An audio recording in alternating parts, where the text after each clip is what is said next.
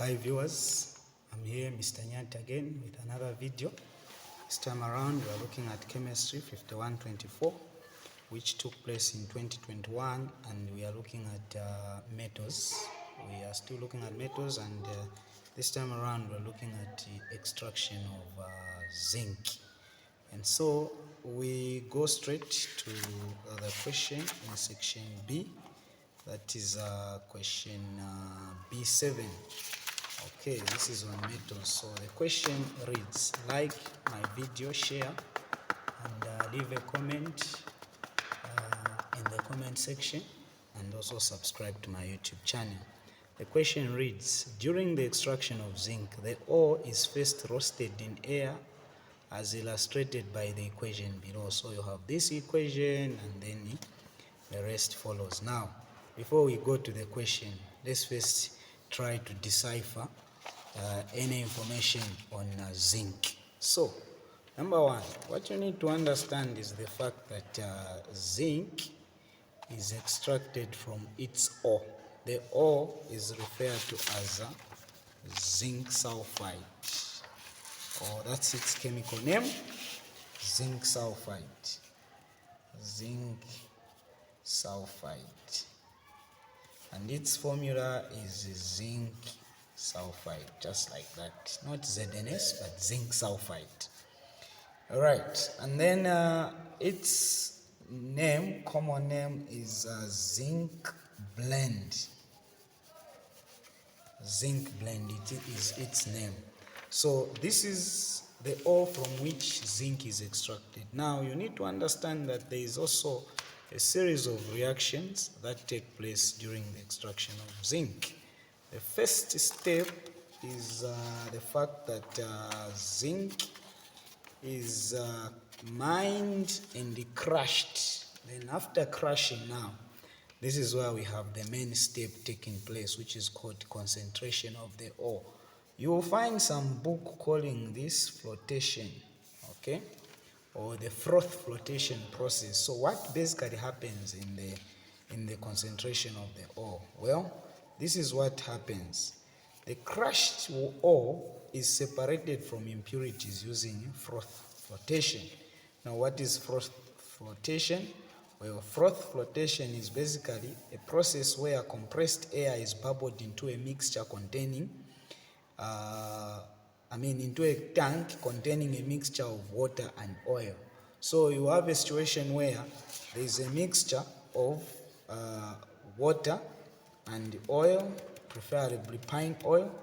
This mixture, there is where air, compressed air, is passed in or bubbled into, and then this is where the crushed ore is poured.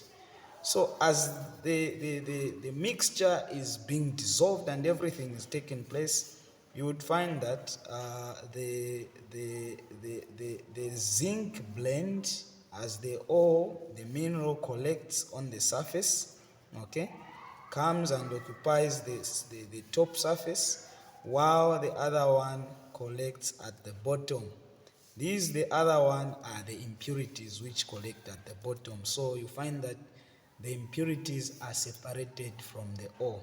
So the purpose of froth flotation or concentration of the ore is basically to separate the ore from the impurities, and this is what basically happens. And remember, oil and water, these two form what we call immiscible liquids. It's a mixture, and the two can be separated. If you remember separation techniques, can be separated using a separating funnel. So the water and the oil, they usually form layers of those mixtures depending on the densities, okay? The one which is denser occupies the bottom, while the one which is less dense occupies the top. So that's just besides the point. I thought I should say that. So now, the mineral rises to the surface while impurities sink to the bottom. That is what basically happened in the first process of extraction of zinc. The second thing now that is going to happen is the roasting of the ore. Now the ore is roasted, or zinc sulfide is roasted in the presence of oxygen to convert it to zinc oxide. So you have a situation where zinc sulfide is roasted in air to produce zinc oxide plus sulfur dioxide. Solid, gas, gas. Okay, so this is what happened. So is the equation balanced? We don't know. No, oxygen 3, oxygen 2. So the ones that appear once on the other side. So what if we put a 2 here? We'll be required to put a 2 here. Okay, and here also. Because there will be 2, 2, 2, 2, 2, 2. And then we have oxygen 2, oxygen 2 plus 4, that is 6, so we put a 3 here. I think the equation is now balanced.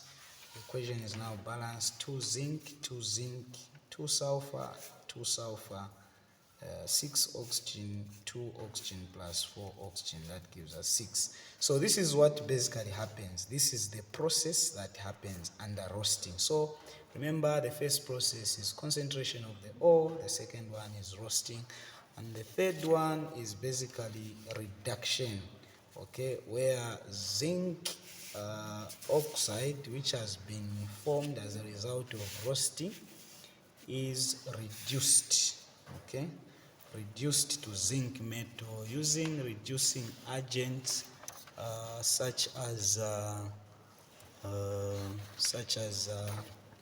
carbon or coke. Okay, so in this case we have let me just create space here. In this instance, or this, we have the zinc oxide, which is produced as a result of this process, roasting, is reacted with carbon so that it is reduced, okay? It is reduced to zinc metal, okay, plus carbon monoxide gas. So some books will give you zinc oxide, okay, plus carbon, okay, monoxide, to give you zinc metal plus carbon dioxide gas. Well, the whole point is just that if you use stoichiometry, there is no problem with that. Well, that is okay, but this is basically the equation which usually takes place, okay? This is the equation, and if we are to balance the equation, we have zinc 1, carbon 1, oxygen 1, and oxygen 1 there. Here we have zinc 1, oxygen 1, plus 1, 2, oxygen 2. But this one is the correct equation. And then that is under reduction. So we have now zinc having been reduced. Oh, I forgot to mention that the gas that has been produced here is sulfur dioxide, which is quite a dangerous gas. And this gas, it must not be allowed to escape because of its devastating impact on the environment. Why? Number one, this gas contributes to air pollution. It pollutes the air, and once the air is polluted, if you inhale the polluted air, polluted by sulfur dioxide, you will have respiratory problems and aggravating conditions such as asthma, okay? And the other thing is that why it is dangerous, sulfur dioxide, when it reacts with water, it forms an acid. And so you have a situation where if it's in air, it reacts with rain to form acid rain, so that there is this sulfuric acid in the environment. The other point is also that this gas is actually pollutant in the environment, basically. So you wouldn't want it to escape. So how do you mitigate its escape? How do you avoid that? Well, you make sure that you recycle it, okay? You contain it in a way that you make sure that you make it reusable. such as making of manufacture of sulfuric acid. Okay, you can use it to make usable products such as sulfuric acid, and also you can use what are known as scrubbers to make sure that you prevent its acidity part by using alkaline devices that hold it. Okay, so the point is that you make sure that you convert it to usable substances such as sulfuric acid. So now let's get back to the question. What is the question? The first question says, give the common name of the ore in the equation above. So this ore, we said that the name of the ore, it's a zinc blend, the common name, but its chemical name is zinc sulfide. So the answer there needed is zinc blend. Okay, the answer for B7A is zinc blend. Okay, we go to question B. Name the substance excuse me, which can be used to reduce zinc oxide. Well, it's carbon. B, we have carbon.